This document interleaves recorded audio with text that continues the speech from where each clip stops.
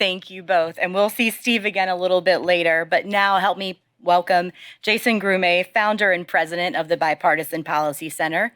He's joined by Tom Fanning, chairman, president, and CEO of Southern Company, and an internationally respected voice on energy innovation, economic growth, and cybersecurity.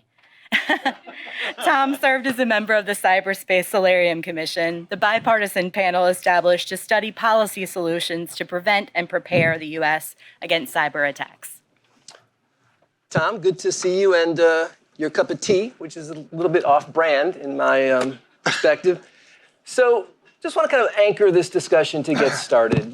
The Bipartisan Policy Center always tries to kind of understand our history while reaching for the future. So to start with history, so one of the most consequential events in American energy policy happened 43 years ago when there was a really tragic nuclear accident at 3 Mile Island. The second most consequential thing that happened that year was that Tom Fanning joined the Southern Company. And just to put this in a little historical context, other things that happened that year. The United States developed full diplomatic relations with China for the first time. The Shah of Iran was deposed. Sony came out with the Walkman. And if you were listening to that Walkman to hear the top song, you would be listening to Reunited by Peaches and Herb. It is nice to be reunited with you, Tom. We will leave it to the audience to tell us whether it feels so good or not. All right, so a little more seriously, this is a conversation about resilience and innovation. I want to get your thoughts, reflective thoughts on some of the big picture issues, talk about incentives. I'm guessing the word market design comes up. A little bit of cyber, a little bit of question about just how the public and private works together. So how long do we have? We have like 45 minutes, and that means I have like 2 questions for you. All right. So, that was insensitive. So look, resilience is about withstanding and recovering. Innovation is about disruption and advancement. Yeah. How are we going to withstand, disrupt, recover, and advance in the energy sector? The theory of creative destruction. Okay, say more. So the greatest harbinger of future failure is past success. And so if you're successful in kind of a vein of activity, then you tend to get addicted to the way we did things yesterday. And this idea of intentional creative destruction, you always have to have systems that attack conventional wisdom. And I think in this industry, where for now over 100 years, we've had this dogma of make, move, and sell with central station facilities. Now as technology advances, as the market and customer requirements change, we really do need to think differently about this interconnectedness and how we're going to make it work in the future, which does attack the conventional wisdom. And think about how many billions, if not trillions of dollars have been invested in the old way. And so how do we move people to the new way? And then picking up on the conversation that Clemens and Puech just had, value is a function of risk and return. And there's this dogma that surrounds the idea that return is, the analog in this reference would be to keep costs low, right? That enhances return. Let's keep costs low. Interconnectedness is also sometimes risky. When we think about the cyber threats that we're all facing now, just to pick up Clemens mentioned, I say it all the time now. I used to be very careful about how I said this, but to heck with it. We get attacked, Southern Company gets attacked about 3 million times a day. And that's very typical. The barbarians are at the gate. And I can tell you, it is the big four. He mentioned the criminal, Puech mentioned the criminal enterprise. I always like to use movies as metaphors. James Bond, Spectre is real.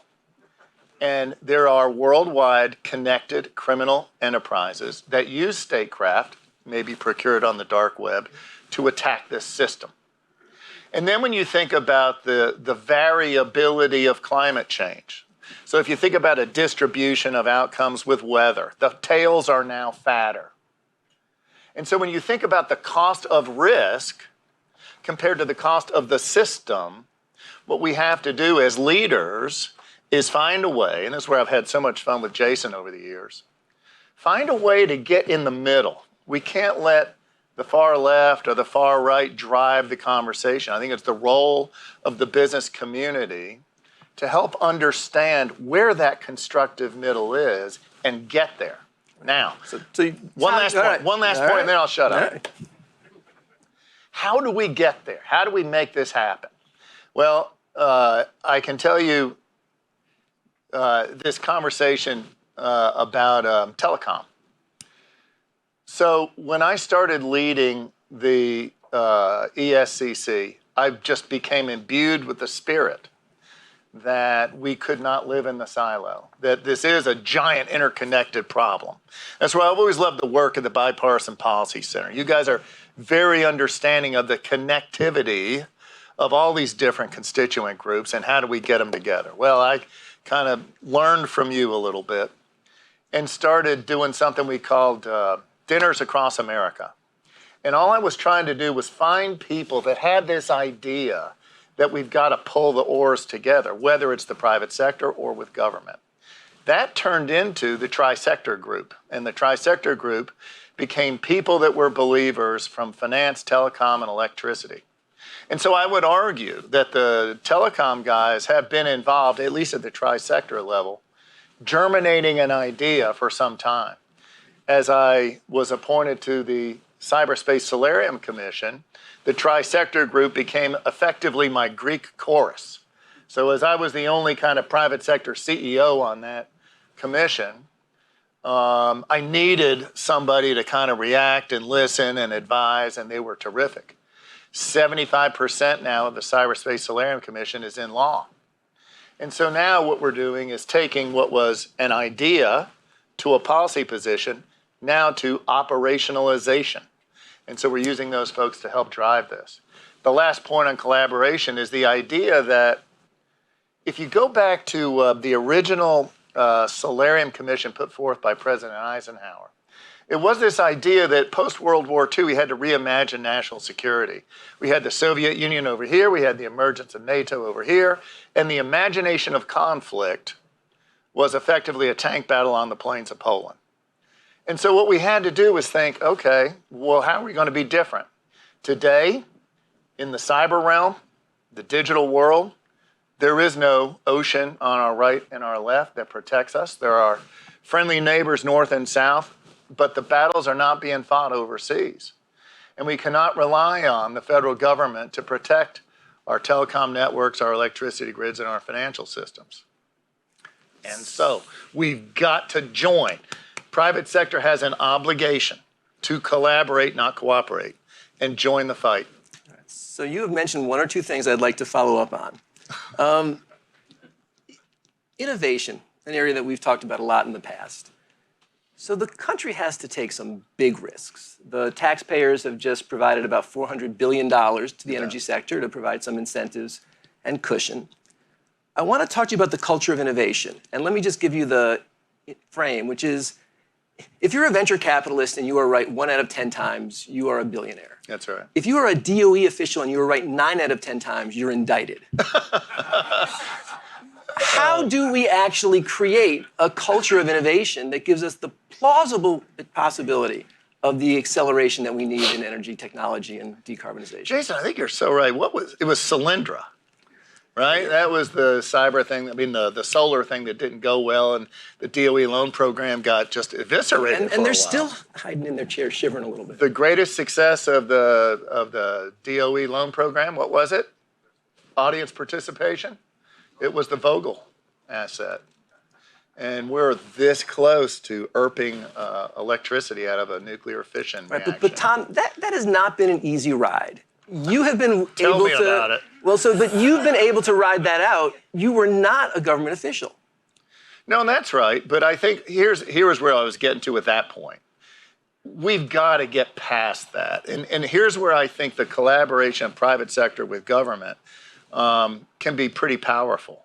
And that is, we have to join with government to give them the courage to fail. Mm-hmm. And when I get into this idea about where we need to go, I've been using the rhetoric of we got to get in the boat together. When I think about all the money at DOE right now, it's been passed through these pieces of legislation. Look, I can get to net zero. I can get 80% of the way there. pretty clearly. I get it. I know how to do it, and we've got the building blocks in place. Boom. It's that last 20% where we're going to need real creative action on the part of the private sector and government. The government has a boatload of money right now. It does. One of the things that we do now, and it's kind of a shame, value is a function of risk and return. Most of my industry brothers and sisters have withdrawn from proprietary research and development. Southern Company is the only one that remains robust proprietary R&D. We've had a big nuclear program. I'm on the American Energy Innovation Council, sponsored by the Bipartisan Policy Center. You're so good at this, Tom. Yeah. With Bill Gates, and partly as a function of that relationship, we and the Gates people have formed an enterprise to advance the so-called Gen 4 nuclear reactors, which have kind of the characteristic of being unable to melt down. And we think that is a technology in the 30s. The last ask of Southern in that regard was to come up with around $200 million to advance R&D. That's a chunk of change. But the government, with DOE and the folks that we have in place now, with the wherewithal they have now, can be terrific partners in helping move the ball to where we need to get to attack that last 20%. So I think that's really important. I anticipate some reasonably aggressive oversight of the DOE and DOT. And I just want everyone to know that Tom Fanning has volunteered to be on that panel talking about the importance of that collaboration and taking real risk. And I'm not joking. I think that's going to be essential. I want to stay on this question of speed and scale. As you point out, okay, you're 80% there. But that's not a self-actualizing truth, right? The speed with which we have to increase our infrastructure investment is unlike anything we've ever done before. You have made the commitment, as is almost every company with a website, to net zero by 2050. I have said publicly that based on our current democratic processes, I think we're going to get there by about 2087. What are those barriers? And what does the government and the private, there's just a couple of them, I know there's dozens of them. What do you see as the key barriers to enabling industry to get there by 2050? And you want to know something? I think some of the barriers are kind of the marketplace in America, but I think we're moving there. So remember the old Thomas Friedman book, The World is Flat? The world is not flat. And what we're going to have to do is realize, especially with these latest developments, Russia, Ukraine, China, the alliance it looks like with Iran, and where is Saudi Arabia these days with energy policy around the globe? We really do need to rethink kind of supply chains, not only of important critical infrastructure, but also people and skills and background and context. And so that goes to how we're going to grow jobs in America and how we're having an immigration policy. It covers so many things. We did an analysis, and I know you know this, to get to 2035, where are the skilled workers going to come from? Sean McGarvey is a terrific leader of U.S. building trades. Where are those people coming from? How are we going to get that done? Tell me where the manufacturing supply chain is going to come from in order to get there. See, but this is a nonpartisan issue. Growing America's economy, growing good-paying jobs, resourcing in a friendly way the critical infrastructure supply chain, human capital and equipment, manufacturing capability is something that will benefit this nation, and we must get about right away. All right, so I want to talk a little bit about transmission, which is the essential both weak link and the enabler. Not unlike the two of us, most of the transition is in the second half of its useful life. There is a tremendous need to invest just in this moment. High winds knock out, hundreds of thousands of people's electricity. Yet our transmission system is fundamentally incapable of achieving climate goals, right? There's lots of analysis out there, but a lot of folks cite the Princeton study, which says unless we double the rate of transmission build, we're going to lose 80% of the potential climate benefits in the IRA. In starker terms, at the current rate, emissions in the power sector are going to increase because we're going to need more coal and gas in order to meet demand. This permit reform conversation is something you have all thought about. So help me out here. What do we need to do? Yeah, wait a minute. So we're going to need all the arrows in the quiver here, sports fans. And if anybody thinks, I remember I was on the stage with the president of Ireland here recently, Prime Minister, whatever she was. And she was trying to outlaw hydrocarbons. You know, this is a stupid thing. We can't do that. What we need, the enemy is not the fuel, it is the carbon. And so what we need are technology developments that can manage the effluent, capture it, and do something with it. It isn't the input, it's the output.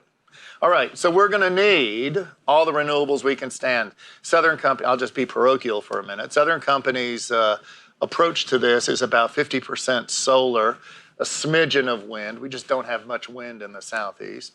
About 20% nuclear, about 20% natural gas with carbon capture. And maybe blended hydrogen and some other stuff we're doing there. We did the world's biggest test of blended hydrogen here just right in Atlanta, maybe 6 months ago.